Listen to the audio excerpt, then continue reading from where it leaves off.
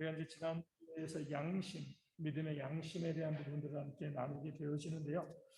하나님의 말씀이 있잖아요, 그렇죠? 우리 절대로 변하지 않는 진리의 말씀이 있습니다. 그리고 그 말씀 다음에 뭐예요? 말씀이 1위, 2위가 뭐예요? 신앙의 양심이에요. 그 양심의 자유가 있습니다. 그리고 3위가 뭐죠? 교회의 법이에요. 이 순서를 잘 지키면 교회가 성숙해집니다. 근데 우리는 양심에 대해서 우리가 흔들림이 많기 때문에 교회가 주로 쓰는 방법은 뭐예요? 1위 하나님의 말씀, 2위 교회 법, 3위 양심. 이렇게 되어지면 어떤 문제가 발생하면 중간에 양심이 끼지 않고요. 말씀과 양심과 교회 법, 이 순서가 되어지지 않으면 말씀과 교회 법이 양심이 되어지면요. 그 교회 법이 말씀을 부정하는 일이 벌써.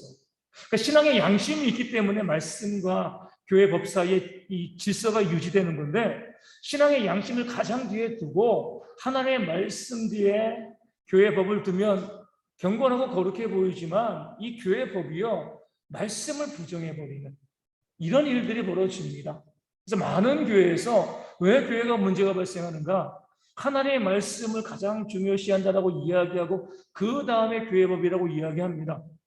이 말을 우리가 풀었으면은요, 교회 법이 하나님의 말씀보다 더 높다는 거예요. 이렇게 되어지는 거거든요. 신앙의 양심도 철저히 부정하는 그런 일들이 벌어지게 되어지는 겁니다. 양심의 본성, 지난주에 우리가 함께 나눴죠? 양심의 본성은 뭐예요? 사람들 마음속에 주신 하나님의 공의와도 같은 거죠. 우리가 구원받지 않은 사람에게는 하나님의 형성이 없으니까 양심도 없어요. 세상 사람들 가운데서 우리가 야, 어떻게 저러냐?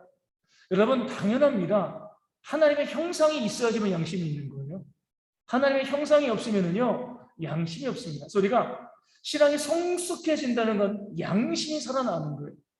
그 양심이 살아나면서 우리가 하나님 말씀에 근거해서 선한 일에 힘쓰는 그런 상황. 오늘 아침에도 말씀드린 것처럼 선한 일을 하고 싶은 그런 마음들이 자꾸 우리 가운데 계속 솟아오르게 되어지면 양심이 살아있는 거거든요. 이런 사람들이 온전한 신자라고 볼 수가 있습니다. 근데 이제 4번에 보면 양심의 속박과 자유. 왜 사람들은 그럼 교회에서 양심을 부정하는가? 이 사탄이 기회를 타기 때문에 그렇습니다. 자꾸 양심의 자유를 주장하다 보면 어때요? 이 방종이 되어지는 경우들이 참 많습니다. 그렇기 때문에 하나님께서는 율법을 통하여서 무엇을 할 것인가, 하지 말아야 될 것인가, 이 부분들을 우리 가운데 알려주시고 그 다음에 산성순을 통하여서 양심을 가지고 율법을 어떻게 해석할 것인가를 우리 가운데 보여주신 거죠. 근데 우리 가운데 보면 교회 가운데서도 이 신앙의 양심을 아주 무제한으로 또 주장하고 이야기하는 사람들도 있습니다. 무한한 자유를 주장하는 거죠. 내가 무엇을 해도 아무런 문제가 되지 않아. 내가 양심이 중요한 거니까 예배하지 않아도 내 양심이 하나님을 잘 섬기고 있으니까 문제되어지지 않을 거예요. 세상에서 여러 가지 많은 문제들, 술, 담배 문제, 주일 성세 많은 문제에서도요, 이 자유만을 자랑하는 거죠. 우리 자유가 있어, 자유가 있어.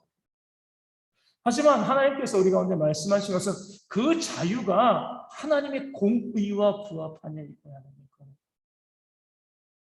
우리 새벽 기도를 통해서 말씀드렸지만, 이제 요즘은 좀 덜하죠. 예전에는 성경에서 술 취하지 말라고 이야기했지 술 마시지 말라는 그런 말씀이 어디 있어? 우리 믿음 생활하면서 술 마시는 것과 구원과는 상관없어. 우리 여기까지는 맞습니다.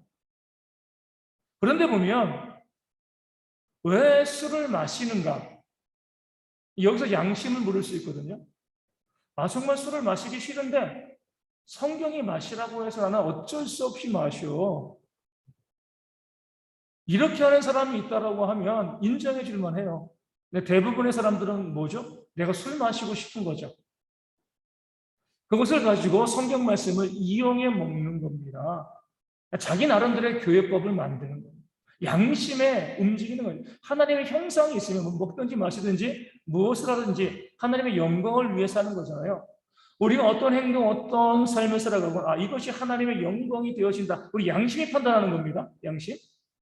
이 정직한 양심이 판단해가지고 어떤 일을 행한다 할지라도 하나님의 영광이 되어진다라고 하면 하시면 돼요.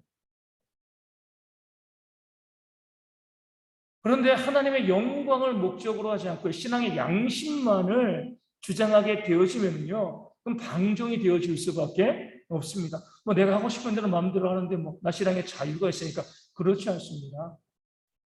하나님의 영광이라는 목적, 말씀의 기초로 하여서 그럴 때 양심을 가지고 해야지.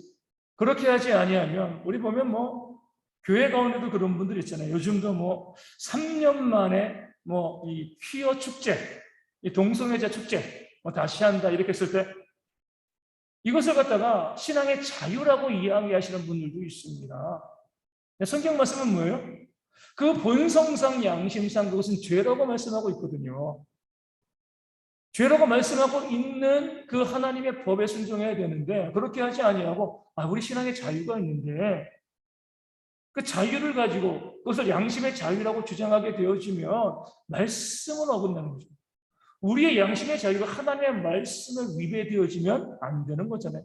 교회 가운데서 우리가 무엇을 하든지 우리는 신앙의 자유가 있지만 양심의 자유가 있지만 그 모든 것이 하나님의 영광을 위해서 하는 그런 모습들이 있어야지 그 양심의 자유가 우리의 신앙을 바르게 이끌어가게 되어집니다. 5번에 보면 사람들이 만든 법은 양심에 대해서 어떤 의미가 있는가? 그러니까 사람의 법, 교회 법과 우리가 만든 교회 법과 양심의 법 중에서 무엇이 우선이냐 이거죠. 무엇이 우선이에요? 양심입니다. 양심. 그 양심의 법이 우선이기 때문에 사람이 만든 법이 양심과 충돌할 때는요, 그 법이 양심에 맞춰야 돼요. 그 법을 자꾸 주장하고 그 법 그대로 그렇게 끌고 가게 되어지면 그 양심이 흔들릴 수밖에 없습니다. 오늘 아침에도 지금 어떤 일인지는 잘 모르겠어요. 여기 와서 이제 어떤 30년 만에 만난 친구예요. 30년. 그렇게 해가지고 이제 경기도 오산에 살고 있는데 이렇게 이야기하더라고요.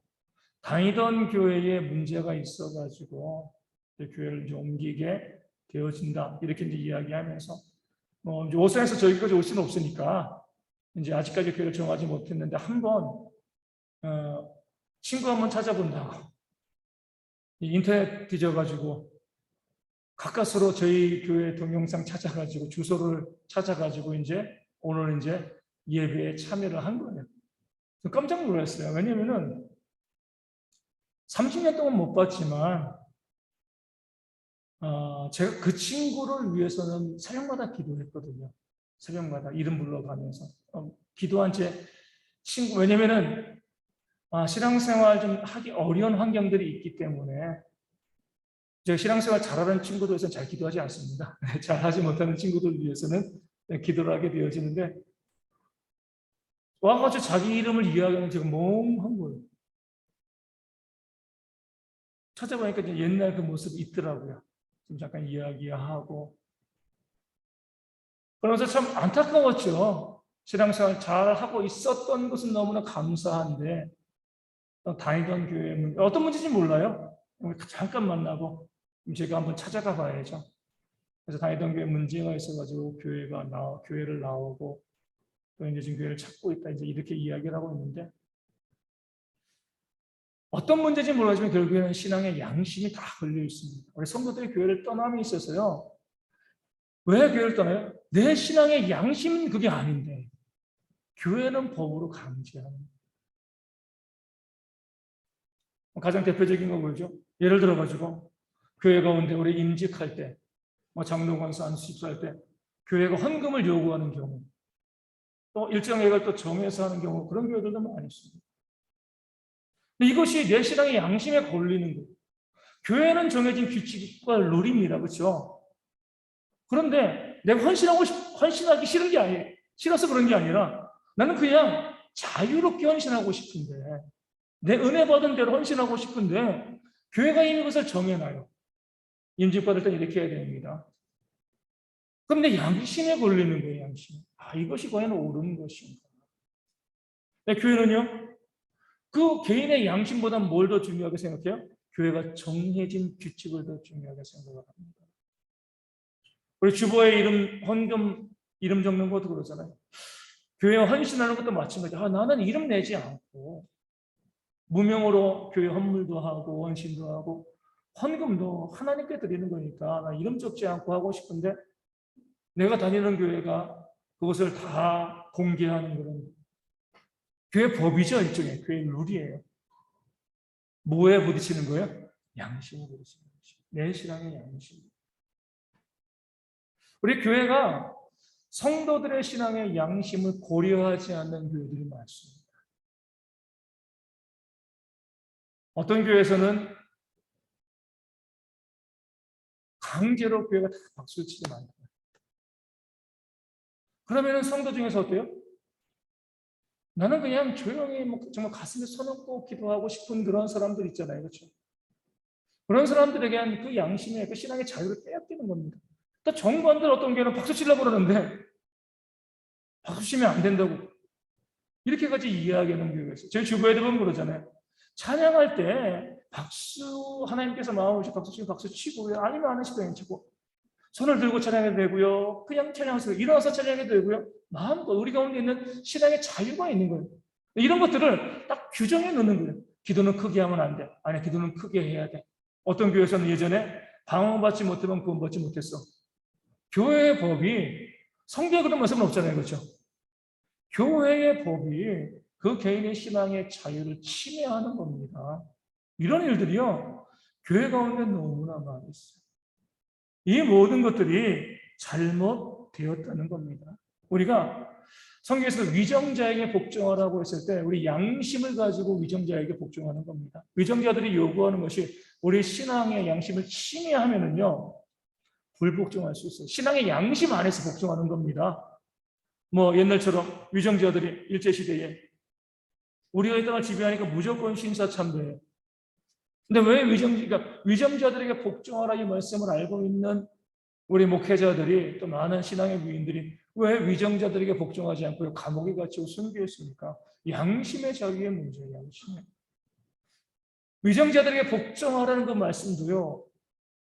하나님께서 그러신 그 양심의 자유 안에서 순종되어야 하는 겁니다. 그래서 우리가 교회에서 우리 개개인의 성도가 가지고 있는 양심의 자유를 얼마나 존중해 주는가.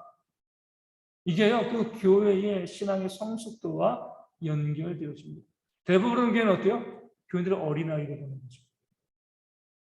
미숙한 사람으로 봅니다. 그러니까 양심의 자유가 없어요. 시키는 대로 하고 교회가 정한 대로 움직이면 잘한다, 복받는다라고 이야기하지. 그 양심의 자유를 허용하면 솔직히 교회가 얼마나 혼란스럽습니까? 양심이 다 똑같은 게 아니잖아요. 성숙도가 다르니까 솔직히 혼란스럽습니다. 그럼에도 불구하고 칼빈은 500년 전에 그 교회 법보다 그 양심의 자유가 더 중요하다라고 이야기합니다. 왜냐하면 앞서 말씀드린 것처럼 교회 법을 중시하다 보니까 그 교회 법이 하나님의 말씀도 부정하는 그런 일들이 벌어지기 때문에 그래요. 6번에 보면 교회는 양심을 숙박하는 독립된 법을 정할 권리가 없다. 이렇게까지 이야기합니다. 양심의 자유를 숙박하는 그런 법을 교회는 정하면 안 된다는 거예요. 그러니까 성도들이 양심에 대해서 양심에 거리끼는 그런 일들을 성도들이 하지 아니하게끔 그런 법을 만들면 안 되는 거죠. 교회가 질서를 위해서 법을 만들 수는 있어요. 하지만 뭐예요? 그 법에 대해서 순종은요 개인의 양심에 맡겨야 돼요. 법을 만들고 순종까지 강제하게 되어지면은요 양심을 부정하는 겁니다. 내가 그것을 순종할 것인지 순종하지 않을 것인지는요 그 성도들이 개개인의 신앙의 양심에 따라서 결정하게끔 놔두어야 되는 겁니다. 반드시 이 일로 가야 돼요. 이렇게 하시면 안 돼요. 그렇죠? 예전에도 우리 청소년부 보면은 여름 수련을 가잖아요. 모집사님은 이제 청소년 뭐 오래 했으니까 항상 이야기하는 거예요. 아이들 회비를 정하자는 거죠. 참. 회비를 딱 정하고. 하지만 우리가 아이들이 얼마 안 되니까 뭐예요? 회비 얼마 안 내면 못 가. 이게 아니라. 개중에는요, 가정 형편이 어려운 친구도 있고 부모님이 교회 안 보내는 친구들도 있어요. 그럴 경우는 어때요? 우리가 비록 수고스럽지만 일일이 그 개인의 사정을 알아보고 못 내면 못 내고 올 수 있도록 하는 법은 정해져 놔요. 그렇죠? 회비 뭐 10,000원, 20,000원 딱 정해져 놓습니다. 하지만 그것을 지킴에 있어서는요, 이거 꼭 지켜야, 야, 회비 내야지, 수련회가 이게 아닌 거거든요. 그 개인의 사정과 형편을 바라보면서 법이 있지만 지킬 수 있는 사람도 있고 지키지 못하는 사람들, 그 사람들의 환경들을 고려해 줄 수 있어야지만 그 교회가 성숙한 거죠. 무조건 안 냈으니까 안 돼. 이렇게 하지 말고요. 그 개인의 양심이 내가 정한, 교회가 정한 법을 내가 적극적으로 순종하고 내가 못하면 못하는 것도 받아들이는 것이 교회가 양심의 자유를 존중해주는 모습이 되어집니다. 7번에 보면 모든 자의적인 지배는 하나님 나라에 대한 침범이다. 하나님은 성경을 통해서 모든 법을 다 말씀해 주셨습니다. 성도들은 주의 법에 순종함으로 하나님께서 우리의 왕되심을 선포해야 되는 거죠. 이 원리는 모든 성도들에게 다 적용되어집니다. 그렇기 때문에 사제들이 교회에서 다른 법을 만들어 사람의 순종을 요구하면 하나님의 권위를요 부정하는, 그러니까 에덴 동산에서 하나님과 같아지려는 그런 아담과 하와의 범죄에 동참하는 그런 일들이 발생하는 거예요. 하나님의 법에 순종해요, 그렇죠? 여기는 순종밖에 없습니다. 아니, 교회 법은요 강제할 수가 없습니다. 아무리 그 교회 법이 좋다 할지라도 그 법에 강제하면서 이렇게 해야 돼, 꼭 반드시 이렇게 해야지만 구원받을 수 있어, 이렇게 이야기하시면 안 돼요, 그렇죠? 교회가 만든 법, 질서 나쁜 게 아니죠. 부정하는 거 아니에요. 하지만 그 법과 질서를 만들어 놨지만 그 법과 질서로 사람을 복종시키려고 하면 그때부터 문제가 발생한다는 거예요. 거기에 대해서 법과 질서를 만들어 놓고 뭐 하는 거죠? 성도들이 양심의 자유에 따라서 순종과 또 불순종을 선택할 수 있게 만드는 것이 교회다운 모습이 되어지는 겁니다. 8번에 보면 인간이 만든 법 가운데서 용인할 수 없는 것을 식별하는 방법. 첫 번째 뭐예요? 하나님의 말씀과 일치하지 않는 것, 당연히 용인할 수가 없습니다. 아무리 법이 탁월하고 훌륭하고 문장이 좋아 보이고 참 뭐랄까요, 개혁적으로 보여도 하나님의 말씀에 어긋나는 것은 우리가 용납할 수가 없습니다. 그러면서 칼빈은요 예배에 대한 부분들을 이야기합니다. 두 번째로 하나님께 예배하려고 할 때에 하나님께서 말씀으로 알려주신 대로 예배해야 한다. 하나님께서 말씀으로 어떻게 예배하라고 알려주셨죠? 뭐가 있죠? 어떻게 예배하라고 했어요? 옛날에는 이전번에는 신령과 진정으로 성령과 말씀으로, 그렇죠? 그러니까 성경이 가지고 있는 예배에 대한 가장 중요한 기본적인 원리가 되어지죠. 하지만 그렇게 알려주셨죠. 구체적인 예배에 대해서는 어때요? 뭐 순서가 이렇고 뭐 교동문이 있어야 되고 없어야 되고 또 대표 기도를 어떻게 해야 되고 뭐 성가대가 반드시 써야 되고 안 써야 되고 이런 부분에 대해서는 하나님께서 구체적으로 우리 가운데 알려주지 않으셨다는 거죠. 왜 칼빈이 이것을 이야기하냐면 그 예배가 딱 정해진 순서, 카톨릭은 여기 그 다음에 나오지만 그것을 벗어나면 이단으로 봤어요. 순서를 정해놓고 인간이 교회법이죠, 그렇죠? 예배에 대한 모든 순서를 만들어 놓고 그 법을 어기면 이단. 이렇게 보는 것이 카톨릭이기 때문에 그렇습니다. 이런 것들이요, 어떻게 보면 오늘 우리 이 시대 교회 가운데도 있죠. 내가 알고 있는 예배 순서들, 예배 규칙들. 그 성령과 말씀으로 이것을 빼고 내가 알고 있고 내가 생각하고 있는 것들을 고집하는 것. 이게 맞아, 이게 맞아. 그러면 다른 성도들은요? 그 신앙의 자유가, 양심의 자유가 흔들립니다. 나는 그렇게 생각하지 않는데 왜 그렇게 주장을 하지? 오직 말씀, 성령과 말씀으로라는 이 원리를 우리가 가지고 예배를 봐야지. 예배 순서를 딱 규정해 놓고요. 그 순서에서 조금이라도 어긋나면은 이단이야. 이거 카톨릭이 하는 겁니다. 칼빈이 거기 질식한 거예요. 하나님께 온전히 드리는 예배인가 이걸 봐야 되는데 그걸 바라보지 않고 순서를 조금 바꾸고 조금 어긋나기만 해도 이단이라고 정죄하고요. 말씀보다 뭐가 없어는 거예요? 교회 법이 더 없어는 거죠. 우리가 정한 규칙이 말씀과 성령으로 예배라는 하나님의 말씀보다 어때요? 더 앞서게 되어지는 겁니다. 말씀을 피하는 거죠. 자, 칼빈이 8번에 인간이 만든 것 가운데 용인할 수 없는 것, 예배를 집어넣는 거예요. 하나님께서 알려주신 대로만 예배해야 된다. 말씀과 성령으로만 예배하면 된다는 거죠. 우리 9번을 보겠습니다. 이미 말한 원칙에 따라 카톨릭 교회 교회법은 배격되어야 한다. 카톨릭은요, 그들이 결정한 예식만을 주장하므로 신앙의 자유를 빼앗는 거예요.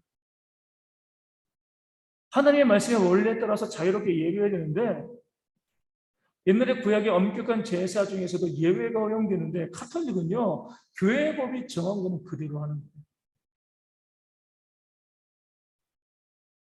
그 법이 완전한 게 아니죠. 하나님 말씀은 완전하지 사람이 정한 법이 완전하지 않잖아요. 근데 왜 교회법이 정한 대로 하지 않으면 안 되냐?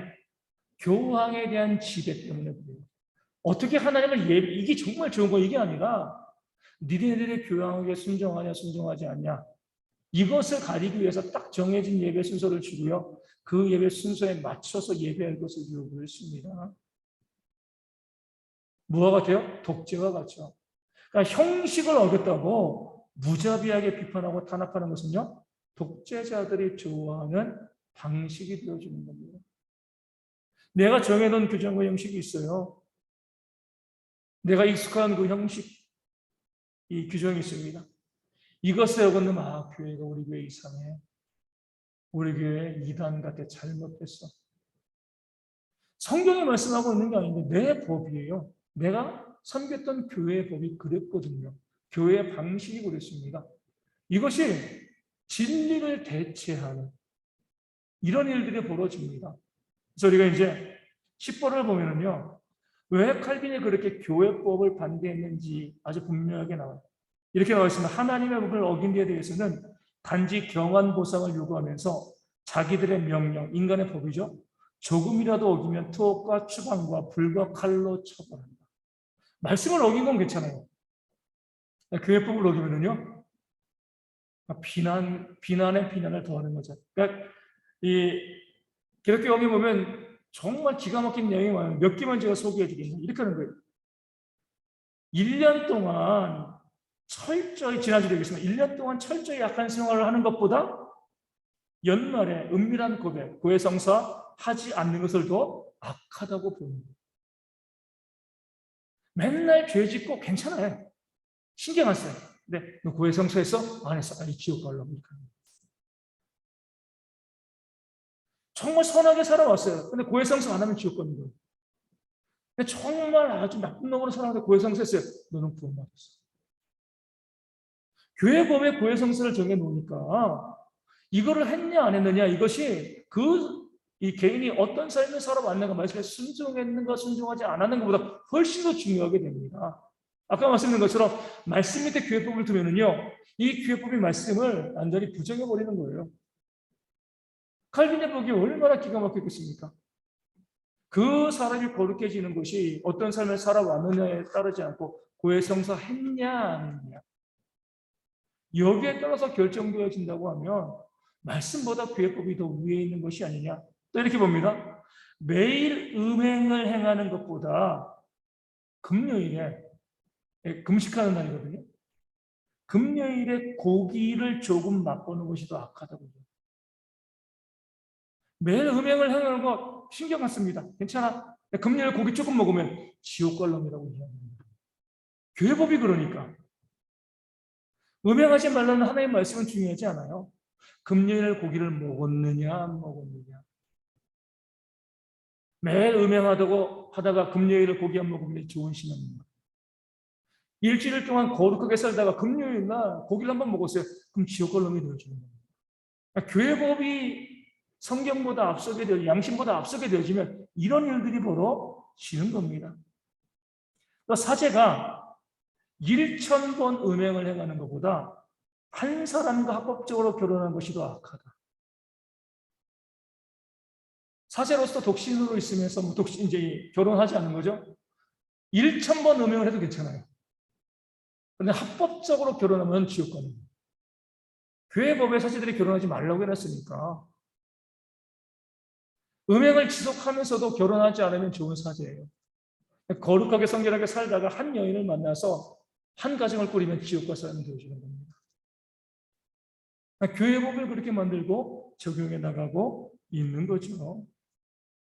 말씀에 불순종하는 건 중요하잖아요. 교회 법을 어기면 그것은 악한 것이고 지옥에 가는 것이다. 이 교회 법을 중시하게 되어지면 이런 일들이 그 교회 안에서 우리 가운데도 우리 교회들 가운데 그런 일들이 있지 않습니까? 하나님의 말씀보다 뭐예요? 교회 법이 더 중요한 거예요. 하나님의 말씀은 서로 사랑하라, 서로 용납하라 그 말씀인데 그 교회 법 때문에 교회에서 멱살 잡고 다투고 싸우잖아요. 우리 이랬는데 우리 저랬는데. 말씀보다 그 교회 법이 더 앞서는 경우들이 교회 가운데 정말 많이 있습니다. 신앙의 자유를 온전히 인정하지 않기 때문에 그래요.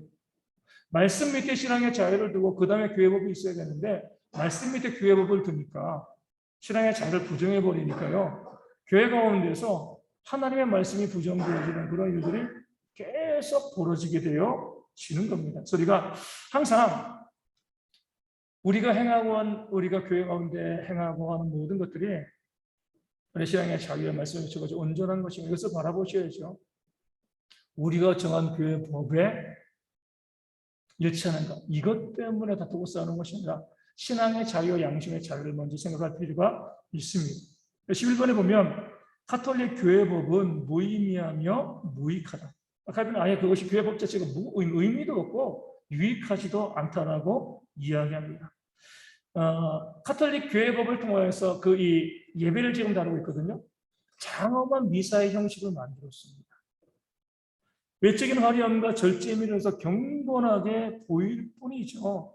사람들은 외적인 모습 가운데 현혹 때문에 교회역은 질서가 좀 없어 보이는데 가톨릭에 가면 건물 자체도 웅장하잖아요. 그렇죠?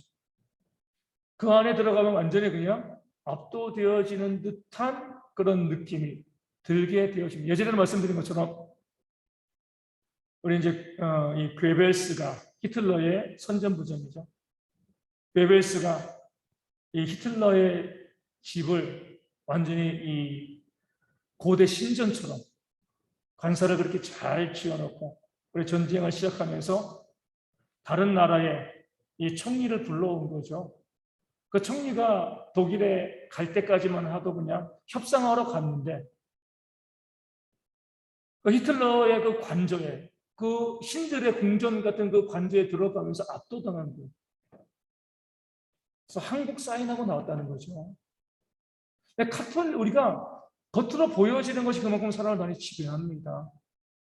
카톨릭은 자꾸 이제 이 장엄한 예식과 또 교회 공간들을 아주 화려하고 멋지게 만들어 놓고 사람들이 거기에 어때요? 미혹당하게 만드는 거죠. 그러니까 보이는 것에 치중하게 만드는 거예요. 사람들이 온전하게 판단하지 못하게 만드는 겁니다.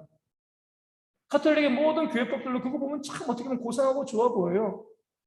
하지만 의미도 없고 유익하지도 않습니다. 형식은 중요하지만 더 중요한 건 뭐예요? 그 안에 담겨있는 알맹이죠. 그렇죠? 카톨릭은 자꾸 형식을 우리 쭉 보게 되어지면 참된 교회건 아니건 어떤 종교단체가 쭉 보시면 돼요. 그 종교단체에 속해 있는 사람들이 입는 옷들, 예식 중에 그렇죠? 그 옷들이 화려하면 화려할수록 우리는 참되지 않다라고 봐야 됩니다. 사람들은 옷이 화려하면 화려할수록 거기에 끌리거든요. 실질적으로 예식과 옷이 화려하지 않을 때 거기 참된 것이 있어요. 우리 교회도 마찬가지지만 뭐 교회 헌신자들도 많아지고 막 해도요. 교회의 예배는요. 어쨌든 가장 중요한 것은 단순해야 돼요. 자꾸 교회가 규모가 커지고 성도들이 많아지고 이 순서 넣고 저 순서 넣고 뭐 하나님에 대한 집중이 사라져 버립니다. 우리 하나님께 예배로 온 거거든요. 자꾸 형식과 외형을 그 외적인 장치들을 법을 화려하게 만들고 싶어 하는데 그 인간의 욕심인 거죠. 거기에 우리가 넘어가면 안 돼요. 성경에서 우리 말씀을 기억하야죠. 다듬지 않는 돌로 제단을 쌓아라. 다듬은 돌로 제단을 쌓기 시작하면 하나님은 없이고 제단만 남습니다. 다듬지 않은 거친 돌, 소박한 돌로 제단을 쌓아야지 거기서 예배를 받으시는 하나님을 만날 수가 있는 거예요. 그래서 교회가 최소 한도의 편의, 화려하지 않게끔, 화려함으로 우리가 가게 될수록 진리에서 멀어진다는 것을 우리가 생각할 수 있어야 됩니다. 12번에 그들의 신비는 기만이다. 우리 카톨릭 보면 어때요? 좀 신비롭잖아요. 칼빈이 이렇게 이야기합니다. 그들이 신비한 힘을 가지고 있다고 주장하는 의식들은 뭐예요? 대부분 우상 숭배에서 포함된 거죠. 얼마 전에 몇 년 전이죠? 무슨 해인지 모르겠지만 교황이 그렇게 이야기했어요. 바티칸에 있는 뭐 성 요한의 문인가? 거기를 지나가면 뭐예요? 죄사함을 받는다. 제가 예전에 심심해서 친구랑 같이 이제 강화도에 갔는데 그래 전등사가 있었나요? 강화도에 있나요? 네, 그거 있더라고요. 라마교에서 하는 거, 빙빙 돌리는 거. 혹시 보셨어요? 한 바퀴, 일곱 바퀴 돌리면 제가 사라지는 거예요. 다른 거 할 필요 없어요. 이거 삐 돌리고 돌리면 이제 사라지는 거예요. 거기 이제 불교에서도 그러더라고요. 우리 모든 잘못된 종교의 의식들은 이제 다 통일되어 있습니다. 형식이 똑같아요. 신비롭게 보이고 장엄하게 보이지만 거기에 뭐가 있어요? 기만입니다, 기만. 진짜가 없는 거죠. 세례요한은요, 낙타털을 입고요, 메뚜기와 석청 먹었습니다. 그때 예수님이 뭐라고 말씀하시죠? 화려한 옷을 입은 사람은 궁전에 있다라고. 화려하게 자기의 겉모양과 화려한 의식을 만들고 마치 신비롭게, 우리 이단들이 잘 쓰잖아요. 뭔가 신비한 것이 있는 것처럼 자꾸 신비롭고 목회자도 자꾸 자기가 뭐 신비주의도 아니지만 신비하게 자신을 갖다가 어떤 능력이 있는 것처럼 자꾸 자기를 이야기하고 자기를 자랑합니다. 복음 가운데 멀어져 있는 거예요. 모든 목회자들은 어떤 마음, 야고보서에 있는 것처럼 엘리야는 우리와 성정이 같은 사람입니다. 우리는 다 동등한 하나님의 백성입니다. 여기에서 목회의 기본과 기초가 시작되어지는 겁니다. 자꾸 교회 가운데 신비한 예식들, 신비한 의식들, 목사님 다른 교회 가보니까 이렇게 정말 신기록 그런 거 하지 마세요. 진리를 부정해버리는 일들이 발생할 수가 있습니다. 단순하고 또 절제미를 가진 것이 교회가 보여줄 수 있는 가장 아름다운 모습이 되어지는 겁니다. 소리가 지금도 마찬가지지만 뭐 카톨릭을 비롯해서 우리 중들도 뭐요? 이상한 중들일수록 화려한 금빛 옷 입기 좋아하고 이런 거 참 많이 합니다. 그런 거 보면 유치하다고 생각을 해야지. 야, 여기 가운데 뭔가 있어 보여. 이렇게 생각하시면 안 되는 거죠. 그래서 바르게 우리가 하나님의 말씀과 신앙의 자유와 그리고 교회의 법이 이 질서를 잘 지키면 어떠한 상황에서도 우리가 신앙이 흐트러지지 않고요. 바른 신앙 가운데 서 있게 되어지고 누구라도 말씀 밑에 교회의 법을 두고 그 양심을 억압하면서 법을 지켜라고 이야기하고 요구하면 여기는 잘못된 것이다. 두려움 없이 그곳을 떠나야 됩니다. 그런 곳에 머물러 있어봐야 우리 신앙에 유익한 것이 하나도 없음을 우리 기억하시면 좋겠습니다. 우리 말씀 여기까지 하고요. 우리 찬송하기 원합니다. 몇 장 할까요?